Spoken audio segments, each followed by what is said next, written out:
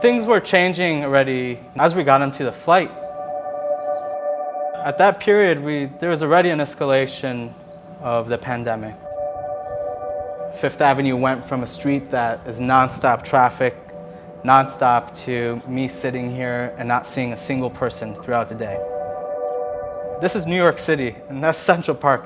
I don't know if there are too many people that experience what I've experienced here in New York. When the museum shut down, I called Tisha Livingston. I said, hey Tish, the museum just announced they're shutting down. But in the same breath, I said, please don't shut me down. Let me continue doing this.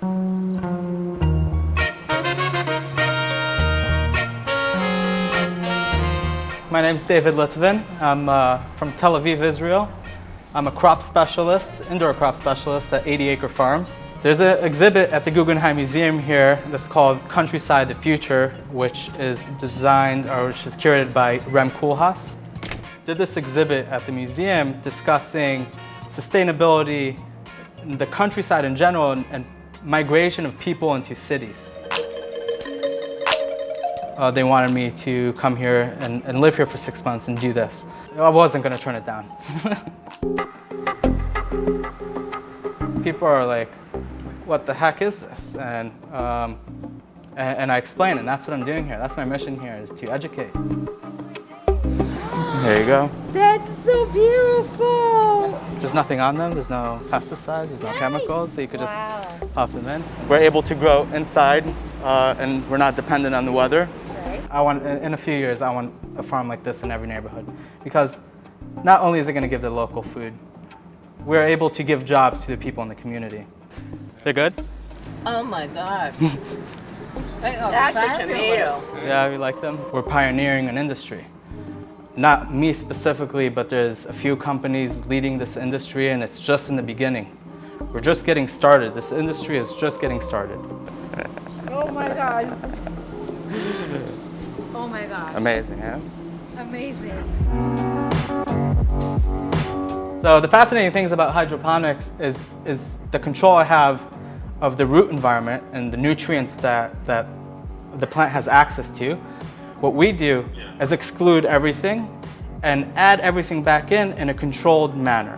What I'm talking about is a sole source environment, meaning every aspect of the environment is controlled by the grower. Not only I can control flavor and the morphology with the nutrients that are in the roots, you could play with the shape of the plant and the texture and flavor and nutritional value. And the thing is, it's consistent. It's not like 1 week the tomatoes are sweet and the next week they're not. It's every week the tomatoes are the same sweetness. Every week the tomato is the same 15 grams. And then with the control over the environment in here, I am able to grow in higher densities. I could grow more plants per square meter and just adjust the environment to be able to treat that amount of plants. It's a standalone module. The only thing that it's connected to is the electrical to the power. So where my dehumidifiers are creating my water. They're pulling the moisture out of the air and filling up my tanks. I could put this thing in the desert where there's no water and pull any humidity that's out of the air and create water. This is a bigger picture than just, oh, we're doing urban farming. It's not. We need to change the way we're doing things, especially with industrial farming. We're consuming nutrients that are going to run out. We're consuming water that is extremely precious, and we're using mass amounts of chemicals that are draining into our soil. And we need to remember that the farming community is the beating heart of humankind. They create food, and even these industrial farms, at the end of the day, they're trying to keep up with the food consumption, and I'm producing over 100 pounds every week.